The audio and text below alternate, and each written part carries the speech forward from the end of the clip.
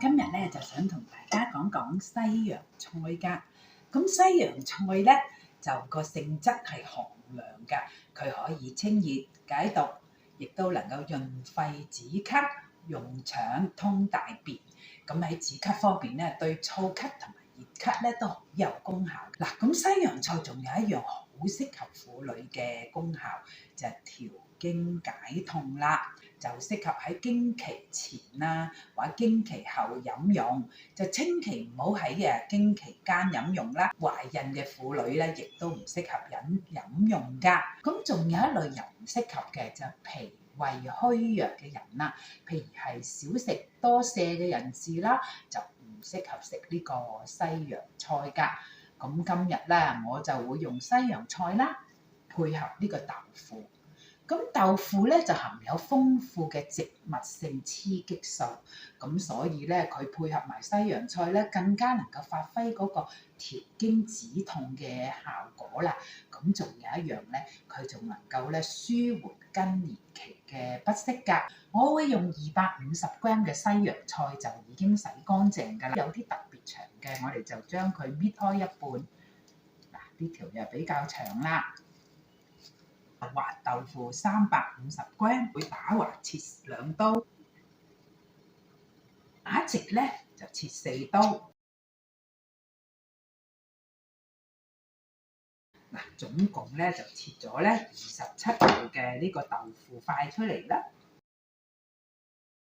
有600g 嘅豬頸骨，有40g 嘅薑片，係豬頸骨飛水溶㗎。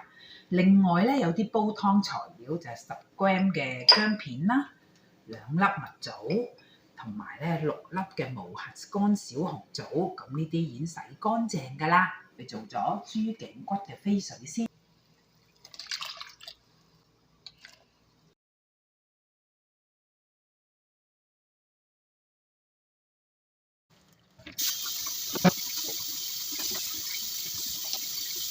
嗱，呢度係一煲2000cc 嘅清水嘅豬骨加落去，10g 嘅薑片，然後大火煮滾，滾起啦就轉細火，加入紅棗同埋蜜棗，冚翻住佢，再煮40分鐘，有1/4茶匙。轉大火去攪勻，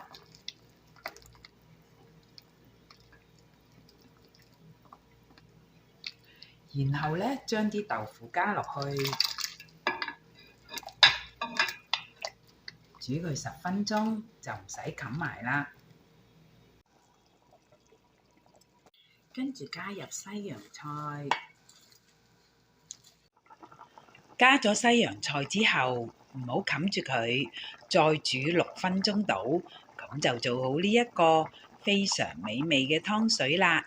能夠幫助婦女調經止痛，對一般人嚟講，亦能做到咧呢個消暑解熱啦，同埋咧潤肺止咳嘅效果。